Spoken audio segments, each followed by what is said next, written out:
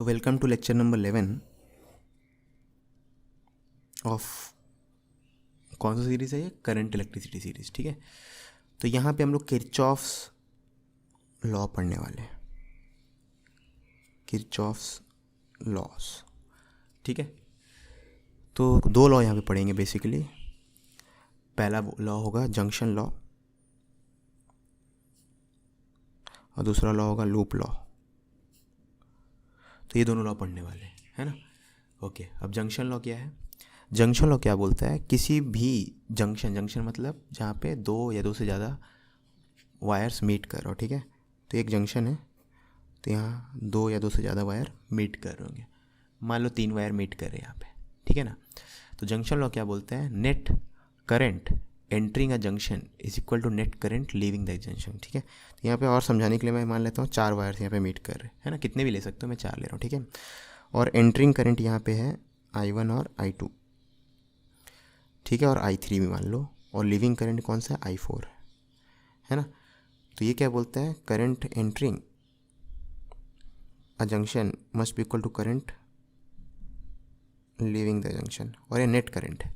Net current entering is equal must be equal to net current leaving the junction. ठीक है ना। तो अगर इस जंक्शन पे देखें नेट करंट कितना आ रहा है, तो ये करंट आ रहा है I1, I2 आ रहा है, I3 आ रहा है, तो नेट करंट एंटरिंग हो जाएगा I1 plus I2 plus I3। ठीक है, और net current leaving the junction कितना है? I4। तो आने वाला टोटल है I1 I2 I3, जाने वाला I4, तो ये दोनों को इक्वेट कर देंगे, तो इसको बोलते हैं हम लोग किरचॉफ्स फर्स्ट लॉ से आया है ये जंक्शन लॉ। ठीक है, ओके। अब किसी किसी केस में ऐसा हो सकता है क्योंकि आपको करंट का डायरेक्शन नहीं पता हो पहले से, ठीक है, तो आप कुछ भी अजूम कर सकते हो, आपका मन। तो मान लो किसी जंक्शन में आपको नहीं पता और आपने कुछ भी अजूम कर लिया, ऐसा अजूम कर लिया, सब में आ ही रहा है, जा कुछ भी नहीं रहा है, ये I1, ये I2, ये I3।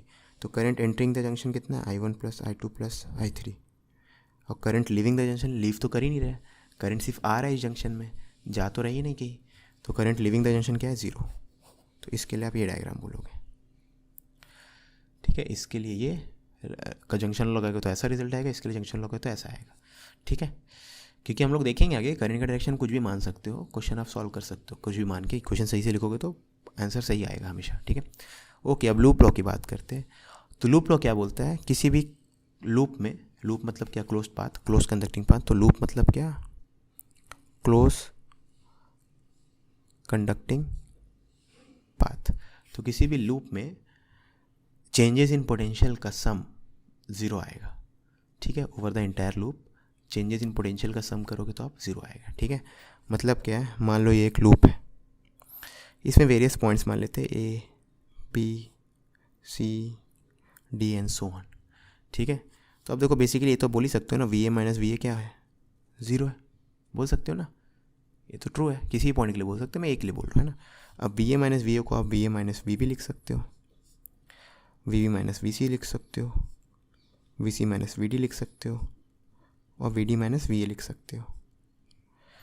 ठीक है, क्योंकि VV cancel, VC VC cancel, VD VD cancel, VA VA cancel, है ना। अब ये क्या है? ये है इन दोनों पॉइंट के बीच का पोटेंशियल डिफरेंस। ये क्या है? इन दोनों पॉइंट के बीच का potential difference. VC minus VD क्या है? इन दोनों पॉइंट के बीच का पोटेंशियल। VD माइनस VA क्या है? इन दोनों पॉइंट का पोटेंशियल डिफरेंस। तो अगर आप यहाँ से चलना स्टार्ट करो, यहाँ से यहाँ पहुँचोगे तो कितने से पोटेंशियल चेंज होगा? VA माइनस V यहाँ से आ गया, तो V माइनस VC यहाँ से आ गया, VC माइनस VD यहाँ से आएगा, VD माइनस VA। तो ये चारों का सम क्या आना चाहिए? 0। तो चेंजेस इन पोटेंशियल जितना ही मिलेगा आपको किसी लूप को कवर करते वक्त, उसका सम क्या होगा? 0, है ना। ऑफकोर्स कवर आप ऐसे भी कर सकते हो, ऐसे भी कर सकते हो, आपका मन। ठीक है, ऐसे करोगे तो VA माइनस VD से स्टार्ट करोगे, ये पहले आएगा, ये बाद में आएगा, फिर तीसरा आएगा, चौथा आएगा एंड सो ऑन, है ना। दूसरी बात है, आप A के अलावा कोई और पॉइंट भी चूज़ कर सकते थे, B से स्टार्ट करते थे, तो ये आता चेंज, ये चेंज, ये चेंज, ये चेंज का सम 0। तो बेसिकली किसी भी क्लोज्ड कंडक्टिंग पाथ में किसी पॉइंट से स्टार्ट करो, किसी भी सेंस में चलते हुए वापस उसी पॉइंट पे आओ, और जितने पोटेंशियल के चेंजेस आप एनकाउंटर करोगे सबको लिख दो, उनका सम को क्या कर दो? 0। इसको बोलते हैं हम लोग लूप लॉ। ठीक है, या वोल्टेज लॉ, लूप लॉ और वोल्टेज लॉ। ठीक है, अब जंक्शन लॉ जो है ये आया है कंजर्वेशन ऑफ चार्ज से। कैसे भैया?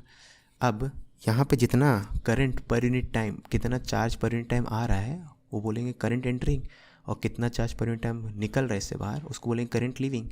अब current entering equal to current leaving नहीं हुआ तो इस पॉइंट पे या तो चार्ज का अकोमुलेशन हो जाएगा, मान लो ज़्यादा करंट आ रहा है कम करंट निकल रहा है, तो यहाँ पे चार्ज का अकोमुलेशन हो जाएगा, या कम करंट आ रहा है ज़्यादा करंट निकल रहा है, मतलब यह चार्ज का क्रिएशन हो जाएगा, विच इज़ नॉट पॉसिबल।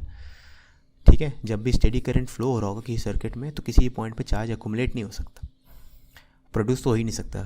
ठीक है, तो जंक्शन लॉ जो है वो एक्चुअली में law of conservation of charge का ही स्टेटमेंट है, उसी को यहाँ पे रीफ्रेम करके जंक्शन लॉ बोला गया है। ठीक है, और ये कंजर्वेशन ऑफ एनर्जी है।